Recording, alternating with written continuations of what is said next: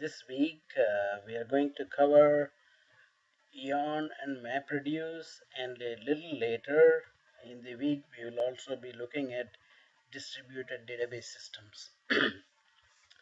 Last week we studied the Hadoop distributed file system and its internal operations.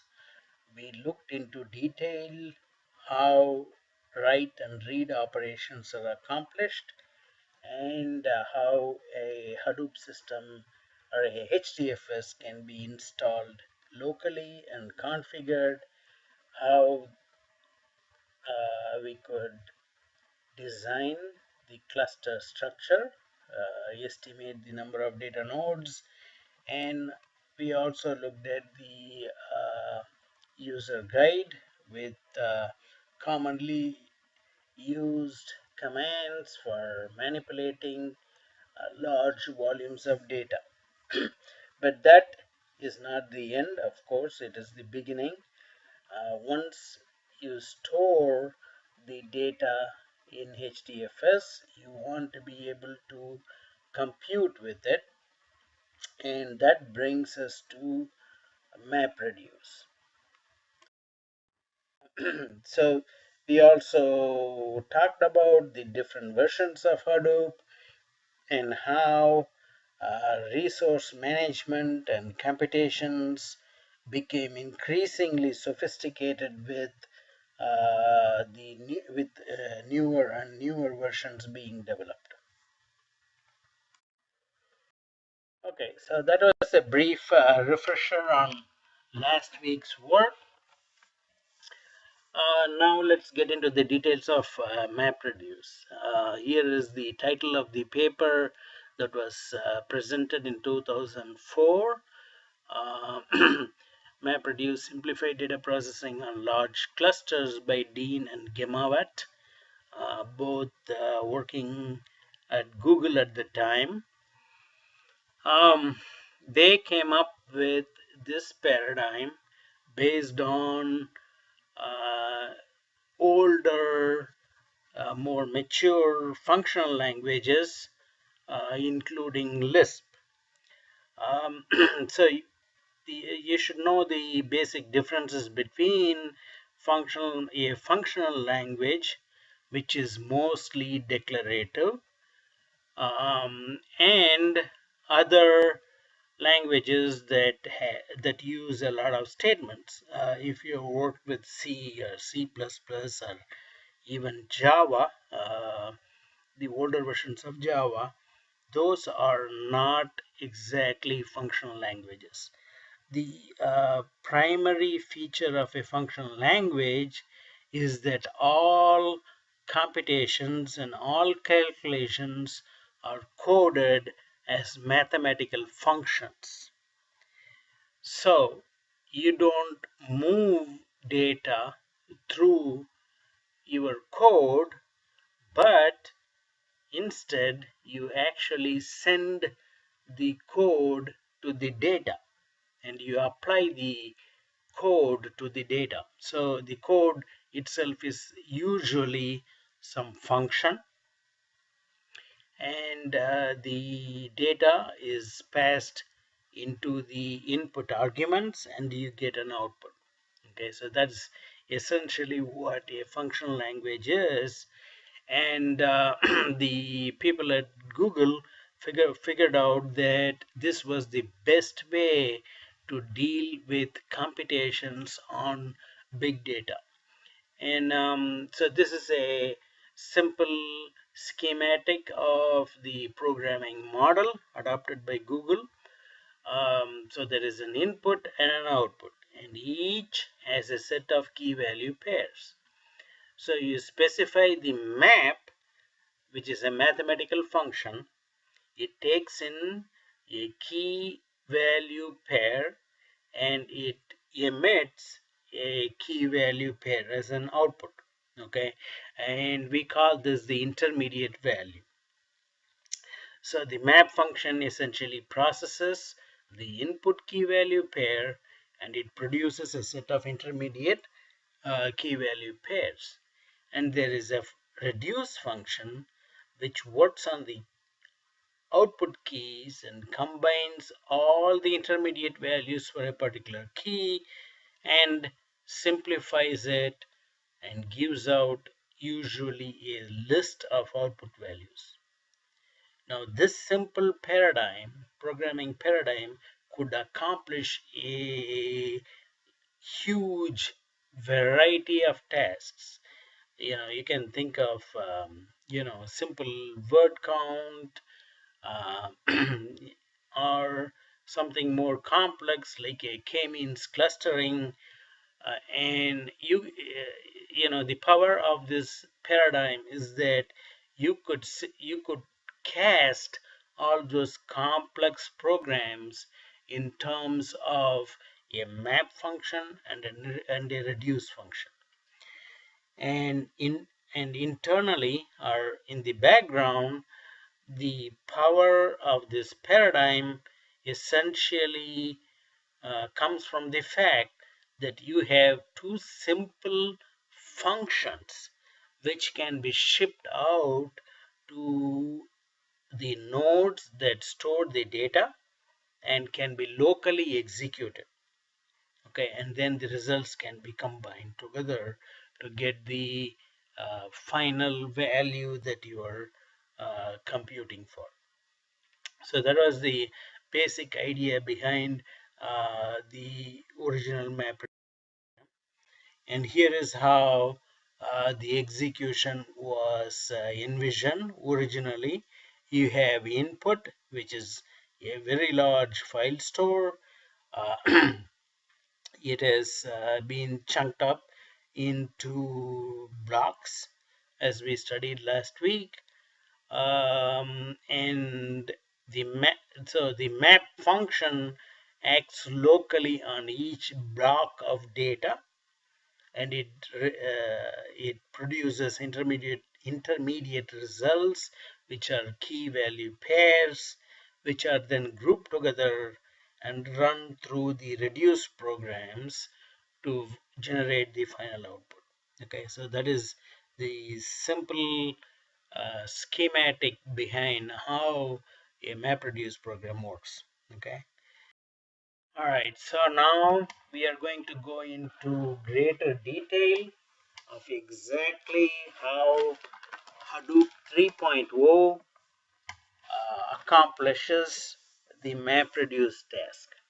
So it's not. There are many parts to it, and we will go through each of them in some detail.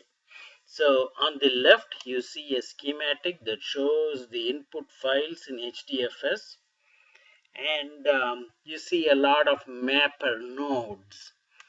These could be data nodes, or there could be more than one mapper node on a data node. Okay, it doesn't matter.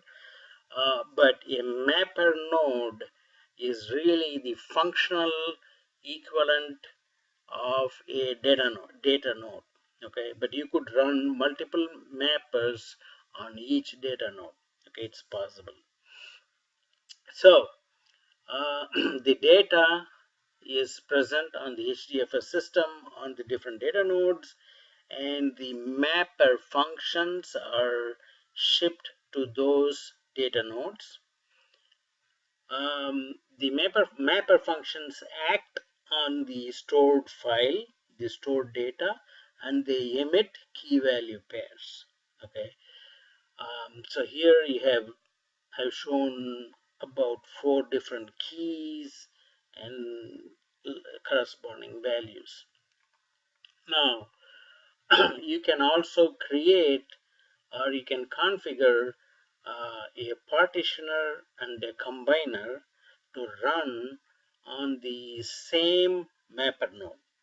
Okay, so this is how the partitioner and combiner help reduce computations and reduce latencies. Okay, so on the right hand side, I've shown schematically uh, the outputs of mapper functions. Okay, so here there are 4 mapper nodes, and I have listed 4 mapper functions. Each mapper function has emitted key value pairs shown here, And remember that this is all happening in the memory buffer. Okay, the file itself is stored on the disk. It is read into the memory, and the mapper function is applied to this to the data in the file. Okay, and the mapper function emits the intermediate key value pairs. So where do those key value pairs go? They stay in the memory buffer.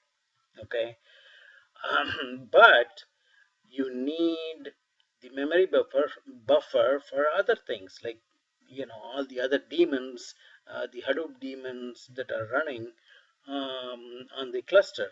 So you only get to use about 80% of the memory buffer for the mapper operation. Okay, so remember that this schematically shows 80% of the memory buffer, but you have lots and lots of data on the disk, so this is going to grow in size.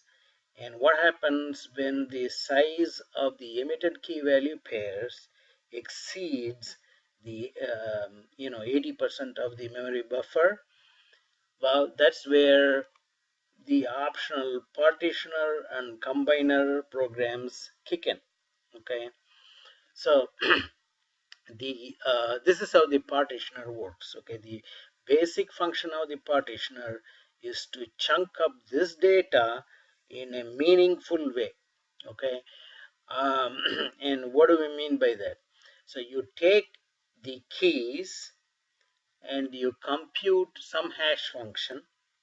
Okay, so the keys could be anything. They could be arbitrary strings or numerical values, or even maybe floating point numbers. But the hash function outputs are integers, and you divide the output of the hash function by the number of reducers you want for that job. Okay, so if you divide by, let's say, 500, then you are going to have 500 unique reminders. Okay, so for in this schematic I have assumed that there are only two reducers. Okay, so I'm going to divide each hash function output by 2.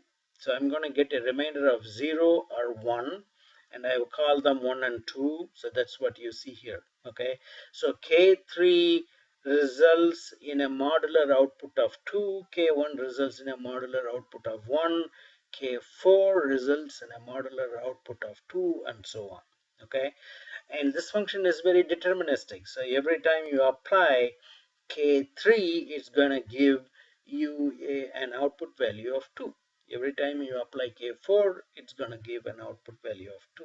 Okay, and what the partitioner does is, using the output of the hash function reminder, it groups the data into different subfiles. Okay, so how many subfiles are going to be there? Is going to be exactly equal to the number of reducers you have preset for your calculation. So if you have decided to have two reducers, there are going to be two partition files.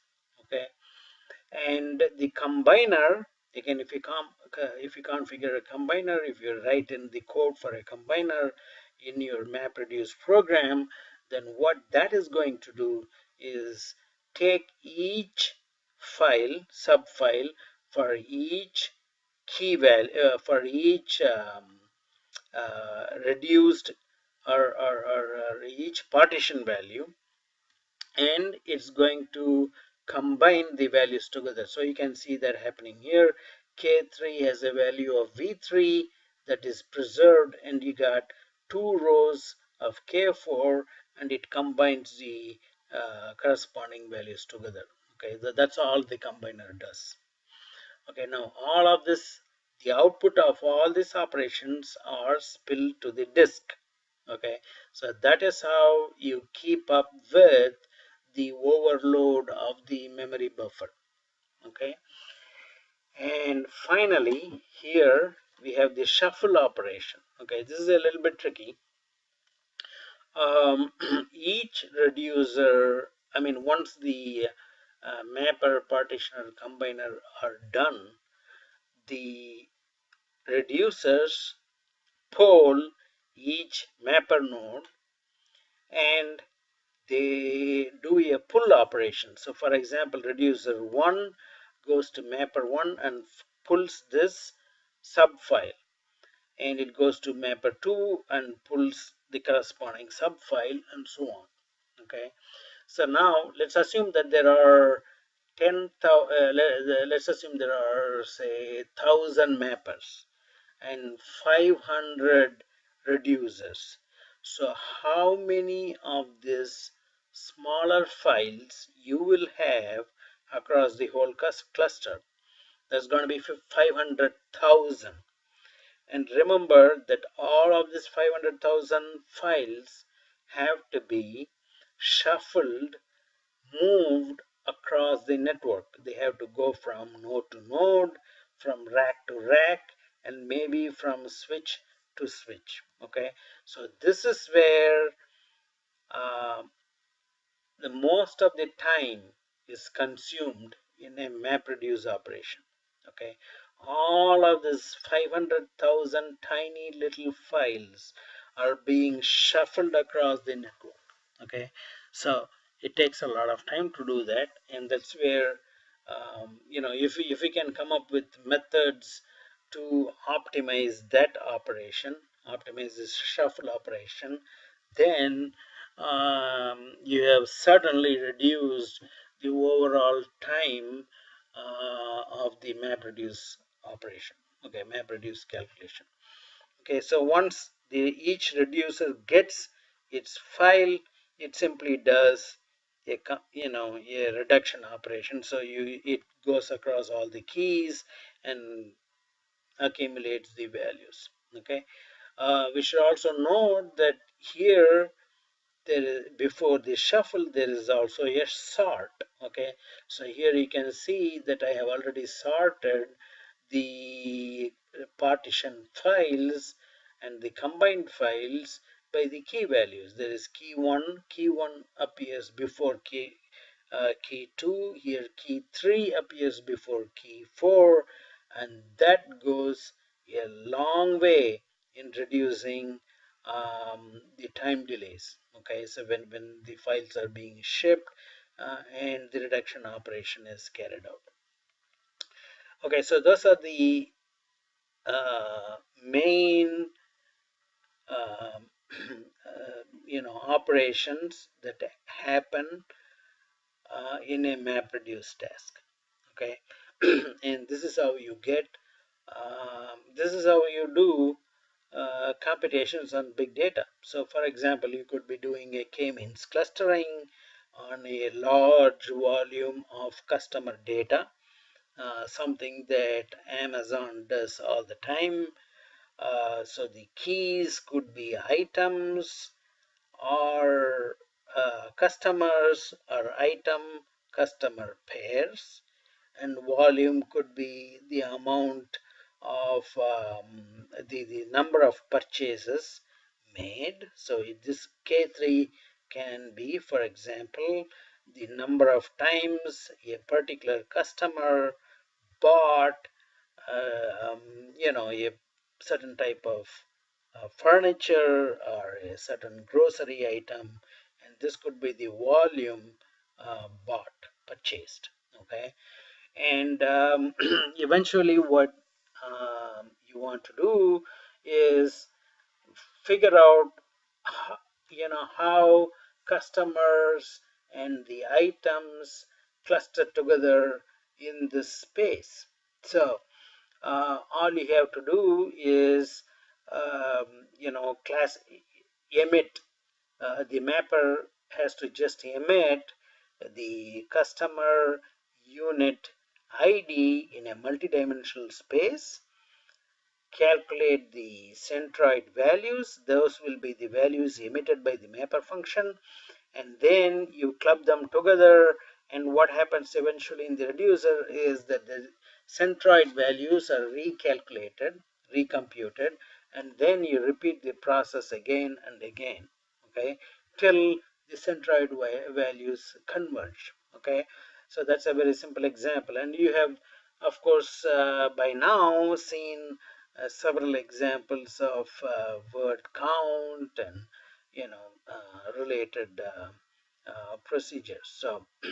So all of those operations can be broken up into the subtasks, and you can calculate using this simple paradigm. Okay, so last week we looked at the evolution of the Hadoop system, or the Hadoop ecosystem. In version Hadoop 1.0, you had a simple HDFS and MapReduce on it. And then in Hadoop 2.0, you also had Yarn, which is the resource negotiator or resource manager upon which MapReduce system is has been implemented. So why do we go from version 1 to version 2? What are the advantages? How is version 2 better optimized? So those are the things we will be looking at in the rest of the lecture. Here is a very good schematic that shows you exactly what the difference is between MapReduce version 1 and the Yarn MapReduce version 2. Okay, so this is what happened in Hadoop 1.0. When a client launched a MapReduce task, there was a job tracker that was attached to the name node. There were task trackers attached to the data nodes, and the job tracker would take the MapReduce job, split it up into the map tasks and the reduce tasks, and it would schedule them on the data nodes. If a second client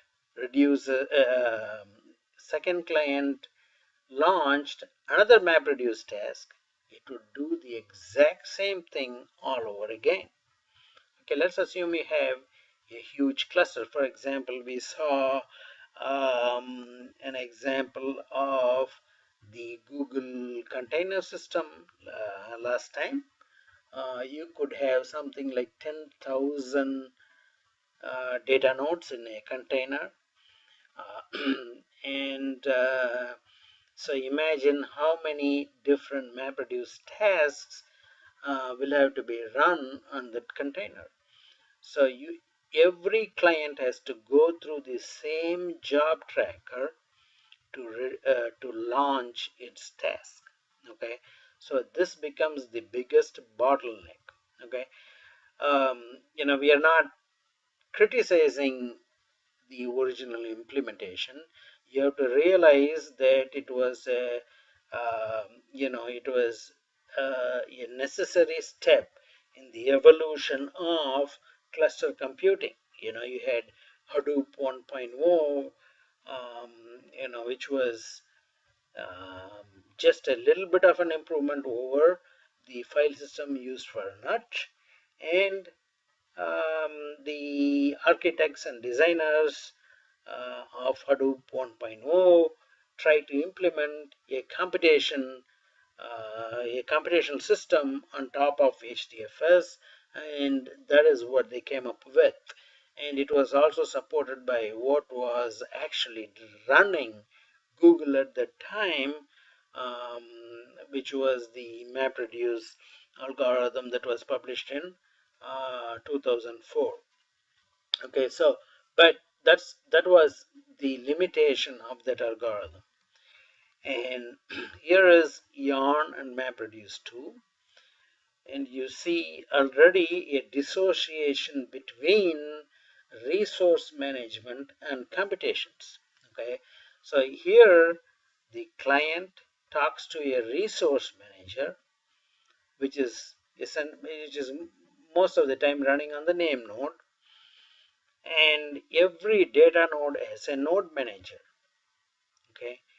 And the data node can be configured to run either an application manager or a container, okay? So already here you see a level of flexibility that you don't have in MapReduce 1. So the client says, I want to run this MapReduce task. The resource manager looks around the entire cluster and picks a data node to be the application manager, okay? That means, the application master. So the application master is going to monitor and initiate that particular MapReduce task. And the resource manager also goes around and finds enough data nodes to actually do the subtasks. Okay, so those are shown here as the containers.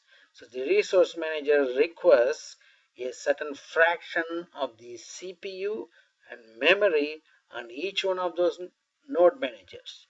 Okay, and that is called the container. And those containers will serve as the subtask executors, which will all be under the control of this application manager. Now, if a second client comes in and launches a second MapReduce task, then the resource manager does the same thing.